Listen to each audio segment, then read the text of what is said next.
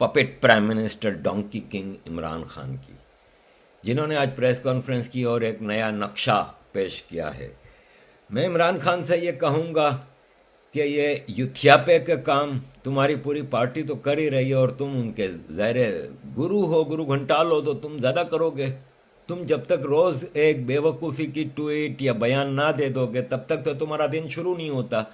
तो थोड़ी कम लकीरें खींचा करो, आजकल बहुत ज़्यादा लकीरें खींचने लगे हो तुम इमरान खान।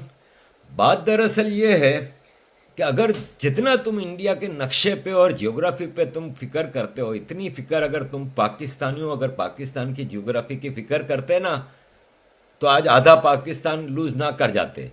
55% पाकिस्तानी तो बांग्लादेशी बन गए हैं। बाकी जो पाकिस्तानी हैं, बलोच, पख्तून, मुहाजिर, सिंधी, सिराइकी, हिंद को, हज़ारा, वो सब तुमसे तंग हैं। पाकिस्तान की पंजाबी आर्मी से सब तंग हैं। उनकी फिक्र कर लो तो ज़्यादा बेहतर ना होगा, बजाय इसके कि तुम इंडिया के जियोग्राफी की फिक्र करते हो। जो मिला हुआ है वो संभाला नहीं जा रहा, उनका बेड़ा गर्क किया हुआ है, उनको मारे जा रहे हो, उनको मिसिंग पर्सन की लिस्ट बढ़ाए जा रहे हो, उनके घरों पे कब्जे कर रहे हो, उनको जीने का हक नहीं दे रहे। और जो बचे हैं तुम्हारे अपने बूट चाट वाले भी, उनको भी ना पानी है, ना गैस है, ना इलेक्ट्रिसिटी है, ना बेसिक ह्यूमन नीड्स की चीज़ें हैं। फिक्र तुम्हें इंडिया की है, कुछ शर्म कर। थोड़ी बहुत भी गैरत है, लेकिन इस आदमी के बारे में मैं अपने दर्शकों को बता दूं कि इसमें गैरत कहाँ से आएगी। मैं आपको बताता हूँ, इसका बाप सरकारी ऑफिसर था। करप्शन के इल्ज़ाम पे इसके बाप को भुट्टो ने सरकारी नौकरी से निकाला था। मुझे एक बात बताएं, एक सरकारी नौकरी करने वाला एक आम आदमी, इसका बाप, कि जिसकी बीवी कैंसर की मरीज थी, इनके पास इलाज के पैसे नहीं थे, वो ऑक्सफोर्ड में पढ़ने जा रहे हैं। और ऑक्सफोर्ड में ये क्या करता था, ये कुछ अय्याश बरतानवी बूढ़ी खवातीन की अय्याशी का सामान था, इसके बारे में मशहूर था। बल्कि इसने एक ऐसी लड़की से शादी की जिसकी माँ इसकी गर्लफ्रेंड रही है। ये सब हकीकतें मौजूद हैं, आपको हिस्ट्री की बुक्स में मिल जाएंगी, और कुछ नहीं तो रहम खान की किताब में आप चले जाएं तो आपको बहुत कुछ मिल जाएगा। इस आदमी का पर्सनल कैरेक्टर ये है, आज तक, ये नहीं कि तब, आज तक पीरनी साहब से दम कराने जाता था, पीरनी साहब का शौहर बेचारा कमरा छोड़ के चला जाता था कि चलो मुरीद आया है, उसके बेटे की जगह है या उसके भाई की जगह है, पता चला वो बाहर ही रह गया बेचारा, फिरनी को भी लेकर उड़े। तो ये तो इनकी औकातें और हरकतें हैं। दोस्तों को नवाजा है, इसमें एक क्वालिटी है कि ज़िंदगी में, क्योंकि 92 के बाद से ये जॉबलेस है, लेकिन ज़िंदगी 5 स्टार गुजारता था। कराची में, इस्लामाबाद में बंगला, लाहौर में बंगला, लंदन में बंगला, हर जगह काम टके का नहीं किया 92 के बाद। भाई आप रिकी पॉन्टिंग को देखें, उसने कितने वर्ल्ड कप जीते, कितनी चीज़ें जीती। आज भी बेचारा कहीं कोचिंग कर रहा होता है तो कहीं कमेंट्री कर रहे होते हैं, तो सब अपना काम, इसने कभी कुछ काम नहीं किया। ये हराम के पैसे पे सारी जिंदगी रहा है। तो जो जो इसको काम में आए ना, उन सबको इसने नवाजा, जिसमें लेटेस्ट है ये इसका हेल्थ एडवाइज़र जो कल इसने मुकर्रर किया है, ये शौकत खानम हॉस्पिटल, जो कि इसने पाकिस्तान और दुनिया भर के आवाम से लूट के पैसा, ये कमर्शियल एंटिटी कायम की है, जिसके बारे में कहा जा रहा है कि ये फ्री में इलाज करते हैं। कोई फ्री में इलाज नहीं करता। पाकिस्तान का सबसे महंगा कोरोना टेस्ट ये कर रहे हैं। पूरे पाकिस्तान की चैरिटी ये खा जाते हैं। पहले तो दूसरी भी जब को पार्टियों को मिल जाता था, अब तो आर्मी की सारी चैरिटी या आर्मी के इदारों को जाती है या पीटीआई की उसको जाती है। लूटमार, चोरी, डाका अपने दोस्त इसके सारे कर रहे हैं इस वक्त। फैसल वावड़े को ले लें, इस आदमी की 2% की औकात है। इसका कैरेक्टर मैं पर्सनली जानता हूँ। इसके बारे में मैं मतलब बोलूँगा तो ये यूट्यूब में बोल नहीं सकता पब्लिकली, इतना गंदा कैरेक्टर का आदमी है, घटिया तरीन। और ये एक नहीं, अली जैदी ले लें, इमरान को ले लें, डॉक्टर इमरान अली शाह, ये सब के घटिया कैरेक्टर, मैं पर्सनली इन सबको जानता हूँ। तो इमरान खान अपनी फिक्र करो। जूनागढ़ जिसकी तुम बात कर रहे हो ना, जूनागढ़ पे 17 हमले तो तुम्हारे पिताजी ने किए थे, महमूद गजनवी ने। बाल भी नहीं उखाड़ सके हो तुम जूनागढ़ का। जूनागढ़ हिंदू था, इंडियन था। जूनागढ़ हिंदू है, इंडियन है, और जूनागढ़ हिंदू रहेगा और इंडियन रहेगा। और बहुत जल्द नक्शे की जब आप बात करते हो ना तुम, तो बहुत जल्द नक्शे की तब्दीली तो पाकिस्तान के नक्शे की तब्दीली होने वाली है। और अब वक्त आ गया है इमरान खान, अब वक्त आ गया है और इंशाल्लाह मैं कोशिश करूंगा, दुआ करूंगा, पूरी दुनिया में कैंपेन चलाऊंगा कि तुमको और तुम्हारे इन बाजवों को इंटरनेशनल कोर्ट ऑफ जस्टिस में वार क्राइम्स के तौर पे पेश किया जाएगा। आगे आता हूं मैं। कल एक मुबारक दिन है, एक बहुत ही ज़रूरी काम होने जा रहा है। मेरी खुशी का मैं अंदाज़ा नहीं बता सकता, क्योंकि ये मुसलमानों की भी भलाई का काम है। मैं बार बार कह रहा हूं कि कब्ज़े की नाजायज़ जगह पे मस्जिद हराम है, उसमें की जाने वाली इबादत हराम है, तो ये मुसलमानों का भी भला है। पहला स्टेप है। आई विल बी हैप्पी कि इंडिया के ही नहीं, पाकिस्तान, अफगानिस्तान, बांग्लादेश में भी जितने मंदिर गुरुद्वारे तबाह किए गए हैं वो रिस्टोर हो जाएं। मामूली मिसाल दूंगा कि जब मैं कराची में जमशेद टाउन का मेयर था, तो जमशेद टाउन में दुनिया में जो 4 पुराने तरीन मंदिर हैं उसमें से एक कराची के जमशेद टाउन में था, श्री पंच हनुमान मंदिर। अभी मुझे कहीं से खबर मिली है कि ये पिछले साल या इससे पिछले साल, कुछ सालों पहले वहाँ से एक मूर्ति निकली है जो कई हज़ार साल पुरानी है। आर्कियोलॉजी डिपार्टमेंट उसको स्टडी कर रहा है, लेकिन ये खबरें दबा देते हैं। आपको जर्मनी में एक जगह आर्कियोलॉजिकल साइट पे शिवलिंगम मिला है, कंबोडिया में, इंडोनेशिया में। बार बार साबित हो रहा है कि यही सबसे पुराना धर्म है। मुझे एक पुराना धर्म या पुराना मुल्क इंडिया के अलावा बता दें, जो इंडिया से ज़्यादा पुराना हो या हिंदू धर्म से पुराना धर्म हो, कोई एक बता दें।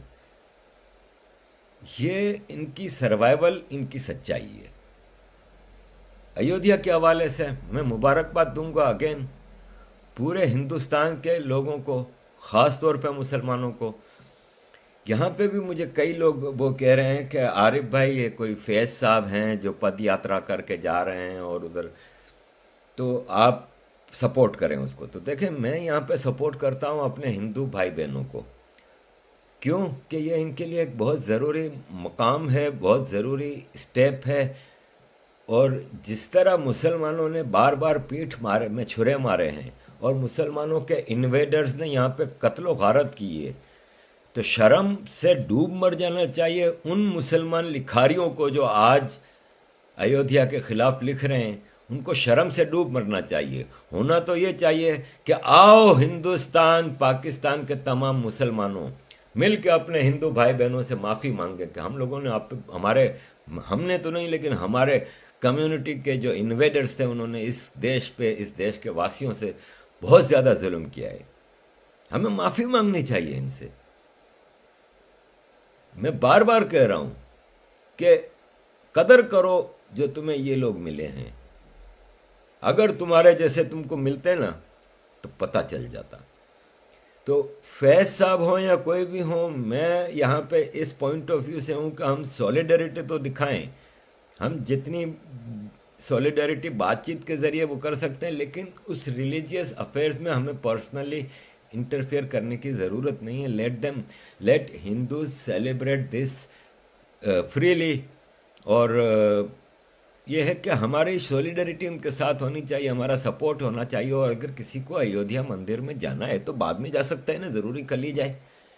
कल एक इतना सैक्रेड दिन है, इतना इम्पोर्टेंट दिन है, तो उस हवाले से मैं चाहता हूँ कि हम हिंदू कम्युनिटी का पूरा उनकी खुशियों में शरीक ज़रूर हों, लेकिन physically let them be there. ये मेरी अपनी राय है। बाकी ये है कि खुशी मुझे सही मानों में उस वक्त होगी जब इंडिया, पाकिस्तान, बांग्लादेश, अफ़गानिस्तान रीजन में जहाँ जहाँ जो जो मंदिर था, जो जो गुरुद्वारा था, वो रिस्टोर हो जाता है। इससे बड़ी खुशी की बात मेरे लिए और कोई नहीं होगी।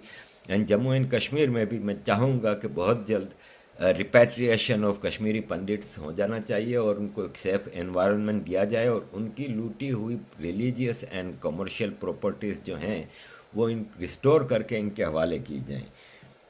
आखिरी बात मैं एक छोटी सी करना चाहूँगा, जो कल हमारे साथ, मेरे साथ और कुछ मुसलमानों के साथ जो हमारे पाकिस्तानी भाई सलूक कर रहे हैं, उस हवाले से मैं कहना चाहूँगा कि कल ये राखी की जब मैंने तस्वीर लगाई है तो फेसबुक पे एक कामरान सिद्दीकी साहब हैं, उन्होंने मेरे बारे में जो लिखना था लिखा, फिर इसके नीचे 50 कमेंट्स जिसमें इन्होंने मेरी माँ, मेरी बहन, मेरी बीवी, मेरी बेटी, मेरे ख़ानदान, मैं, हिंदू, इंडिया, सबके गालम गलोच। बात यहाँ ख़त्म नहीं होती। ये जिसने लगाई है ना, ये मेरा कॉलीग था, एमक्यूएम का था। 20 साल मैंने एमक्यूएम में काम किया है और ऑनेस्टली काम किया है, जब भी आप देख रहे हैं कि मेरे क्या हाल हैं, वरना सारे एमक्यूएम वाले अरबपति हैं। ये जो करंट मेयर ऑफ कराची है ना, जिसके ये कामरान सिद्दीकी जिसका वो है, ये कंगला आदमी का मेयर ऑफ कराची, आज दुबई में इसका बेटा मिलियंस ऑफ डॉलर के बिजनेस कर रहा है। ये जिस गाड़ी में घूम रहा है ना, 5 करोड़ की गाड़ी में आता है, इसको तो उस नाले में शर्म से डूब मरना चाहिए जो भरे हुए हैं अब तक कराची में। ये जितने वहाँ पे पाकिस्तान, ये जो जिन्होंने नीचे कमेंट किया है ना मेरे खिलाफ या मेरे फैमिली के खिलाफ, इनमें से एक एक को पर्सनली जानता हूँ। मैं हैरान रह गया, ये ज़्यादातर मेरे फ्रेंड लिस्ट में भी थे। मैं हैरान रह गया कि इनके अंदर की मुनाफकत। ये 20-25 साल इस पार्टी में रहे हैं जिसका लीडर अल्ताफ़ हुसैन सबसे बड़ा सेक्युलर था पाकिस्तान का है। इसके बावजूद इनका, तो मुझे इनका गम नहीं है। ये कामरान सिद्दीकी है ना, ये कौन है मैं ज़रा आपको बता दूं। इसको उठा के ले गए थे रेंजर्स वाले, 90 दिन अंदर रहा। अंदर ये क्या करते थे कि इसको नंगा रखा 90 दिन, और इसके ऊपर सुबह शाम सेक्सुअल टॉर्चर होता था। फिर इसकी वीडियोस बनाई, फिर इसकी फैमिली की औरतों को उठाया, उनके साथ जो किया, फिर उसकी वीडियोस बनाई। तो फिर कामरान सिद्दीकी को जो इशारा मिलेगा वो वही करेगा ना। तो मुझे इसका गम नहीं है, मुझे पता है कि ये किस दौर से गुजर रहा है। तो आर्मी, रेंजर्स यही हरकतें हमारे खिलाफ करती है, तो वो कामरान सिद्दीकी ने किया। नीचे जो कमेंट्स में लोग हैं ना, मैं वो लोग सब सुनते हैं मेरी वीडियो। ये इतने बेगैरत मुनाफिक हैं कि सब मेरी फ्रेंड लिस्टों में अलग अलग नामों से होते हैं, मेरी एक एक वीडियो को सुनते हैं। अंदर से इनकी आग लगी हुई है। क्यों? इसलिए कि ये बेचारे वहाँ पे रेंजर्स के गुलाम हो गए ना, क्योंकि वीडियो बन गई ख़ानदान की, अपनी बीवी की या बहन की या बेटियों की वीडियो बन गई, टोटल ग़ुलामी में चले गए। तो मुझे इनका इतना ज़्यादा गम नहीं है। मुझे पता है कि तुम लोग अपनी मजबूरी में मेरे ख़िलाफ़ ये सब कर रहे हो, तो क्या करें अब तुम लोगों को तो सारी ज़िंदगी तो अंदाज़ा हुआ कि किस तरह ये काम करती है फ़ौज। तो और बाकी यहाँ वो जो पाकिस्तान में इस वक्त ये इनके एमक्यूएम पाकिस्तान के नाम से जो एक पार्टी है ना, ये बूट चाट पार्टी, इसके तमाम लीडर भी अंदर 90-90 दिन की जियारत करके आए हैं। जैसे ये पीटीआई का आमिर लियाकत, उसने तो, उसको पूछा गया था बाकायदा कि आपके साथ वहाँ पे सेक्सुअल टॉर्चर हुआ? कहते नहीं नहीं, मुझे तो उन्होंने दाल चावल खिलाए थे। तो जाहिर है वो उसके बाद दाल चावल ही खिलाएंगे ना वो सब करने के बाद। तो ये सब दाल चावल खाए हुए लोग हैं ना जो पाकिस्तान में, वरना तो वो पाकिस्तान से निकल जाते तो इंसान के बच्चे बन जाते, लेकिन वो बेचारे फंस गए। तो इनको तो पूरा ख़ानदान, ये खुद सिर्फ ग़ुलामी में है रेंजर्स की। जब बुलाते हैं तो हाँ जी, बल्कि ऐसा भी होता है कि जब इनके घरों पर रेंजर्स आती है तो ये कहते हैं कि आप अंदर आराम से जो करना है कर लें, हम बाहर खड़े वेट कर रहे हैं। और ये कामरान सिद्दीकी के पिक्चर के नीचे जो मेरी पिक्चर इसने लगाई है, इसके नीचे जो कमेंट्स कर रहे हैं ना, उसमें ज़्यादातर वो लोग हैं एमक्यूएम के, वो लोग जिनको हम एमक्यूएम के शहीद कहते हैं, जिन्होंने अपनी जान दी थी ऑपरेशन के दौरान इस मुहाजिर कोस के लिए। उनकी माँओं बहनों की इज्जतें लूटे हैं। ये नीचे जो कमेंट्स कर रहे हैं ना, इनमें ज़्यादातर सेक्टर और यूनिटों में बैठते थे, पूरे मोहल्ले की इज्जतों का बेड़ा गर्क करते थे। और फितरा, ज़कात, कुर्बानी की खालें, इन जितनी भी एमक्यूएम की चैरिटी होती थी, इसमें से ये डंडी मारने वाले लोग हैं। इनकी ज़िंदगियां खैरात और ज़कात के पैसे पे निकली है। तो ये ऐसी ही हरकतें